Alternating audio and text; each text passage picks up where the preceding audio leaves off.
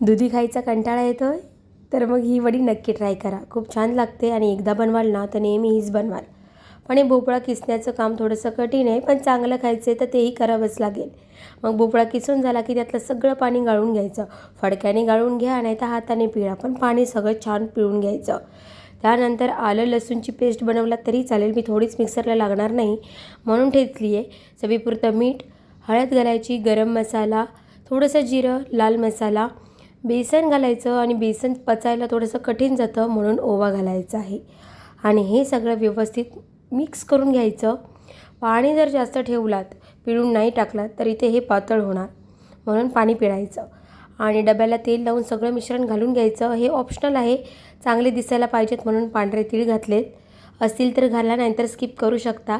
15 ते 20 मिनटासाठी हाय फ्लेमवरती स्टीम करायचं. थोडंसं थंड झालं की त्याच्या छान अशा वड्या करून घ्यायच्या आणि मग तवा ठेवायचा गॅसवर. तवा गरम झाला की तेल घालायचं आणि तेल गरम झालं की वड्या घालायच्या आणि उभ्या आडव्या सगळ्या साईडने छान भाजून घ्यायच्या आहेत. छान खरपूस झाल्या पाहिजेत, गोल्डन होतील अशा भाजून घ्यायच्या. आणि इथे आपल्या खरपूस अशा दुधीच्या वड्या बनून तयार आहेत. नक्की ट्राय करा बघा, सगळ्यांना आवडतील. आणि रेसिपी कशी वाटली नक्की सांगा. लाईक करा, शेअर करा, सबस्क्राईब करा. Bye bye.